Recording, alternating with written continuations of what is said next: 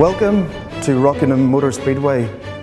We're here to help someone find their perfect new car. I'm looking for a practical family car. It's comfortable inside, looking to spend about £18,000, something that's suitable to take my mountain bike away for longer drives on the weekend with the family. I'm actually looking at a Volkswagen Golf. Have you also considered the Honda Civic? Yeah, I have actually, but I don't know a huge amount about it. See, the wife's been talking about the new BMW 1 Series. The Subaru Impreza? I've been reading a lot of reviews about it, so I really should be considering it.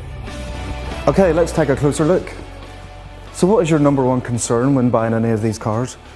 Well, with all the snow and ice we've had recently, my key concern is probably how these cars are going to perform in the wintry weather. Okay, well all these cars are brand new, so they've all got the usual safety equipment like ABS and airbags, but there is a crucial difference. These two are front-wheel drive, the BMW is rear-wheel drive, and the Subaru is four-wheel drive, and that can make a massive difference to how they handle in snow. That's why we've brought you to Rockingham. It's a perfect place to test these cars in winter conditions. We're here at the skid pan, and our first test is the kick plate. So what that does is it replicates driving on black ice, and it will kick the car sideways whenever you hit it at 30 miles per hour. So all you have to do is steer into the skid and then drive up to the end. Shall we give it a go? Yeah, let's do it. Let's do it.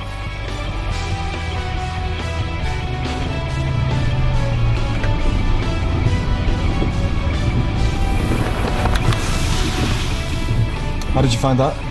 It didn't kick out as much as I thought it might do. You could feel the car correcting itself, and down a straight road that would have been okay. Here we are in the Honda Civic, another front-wheel drive car.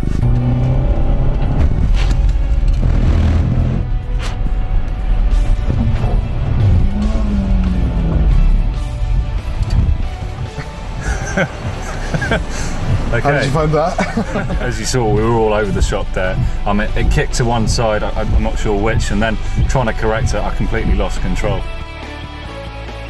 Right, here we are in the BMW 1 Series. Now this is rear-wheel drive, so it'll be a bit harder to control.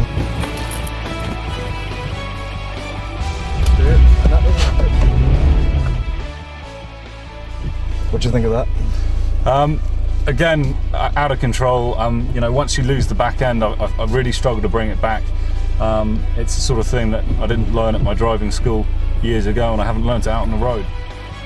Okay, here we are in the Subaru Impreza.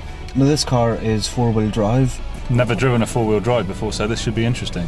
Unlike the other cars, this car doesn't have any safety systems. Instead, it relies on its four-wheel drive system.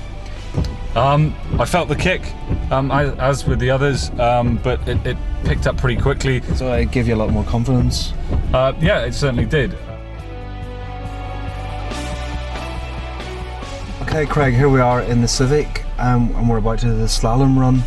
So this simulates like changing direction quickly on the motorway if it's particularly icy or snowy, and it will give you a feel for how the car will handle.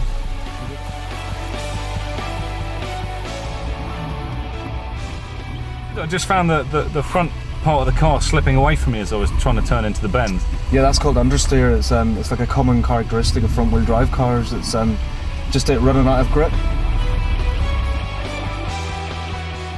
So here we are in the Golf.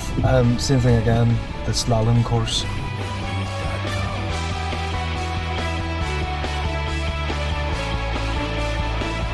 I could feel the sort of traction control. It handled pretty sharpish. There was no major spin out.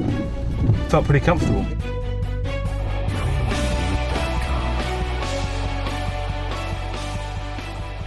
Okay, so let's try the slalom now in the BMW 1 Series, which is rear-wheel drive.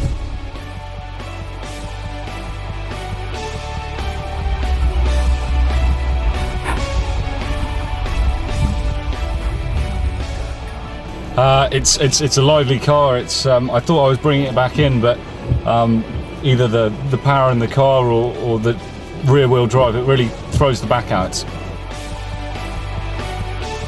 Okay, and lastly, here we are in the Subaru Impreza all-wheel drive. Let's give that a shot, see how that tackles the slalom.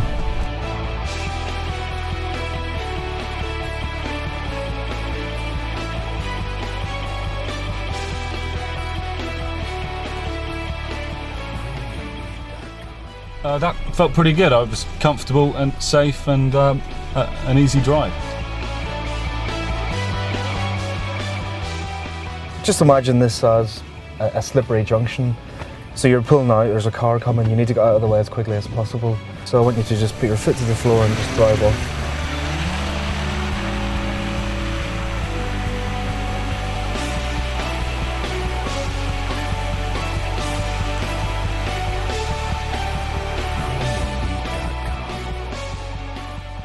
So you've driven all 4 cars now on that slippery surface.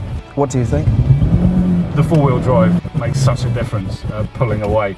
You can feel it on the surface, head and shoulders above the rest, and it could make a massive difference. Yeah, pulling away in front of an oncoming truck, it doesn't really bear thinking about. Okay, so you've got one choice. You had to take any home tonight to live with for the next, say, 3 years. What would it be? It's a tough one, but balancing both the design, the feel and the safety out, I think for me it's probably got to be the Golf. But if you were to be pushed on the safety front alone, what would you take? On a safety front, I mean the four-wheel drive, it's so much sturdier out there, it'd have to be the Subaru.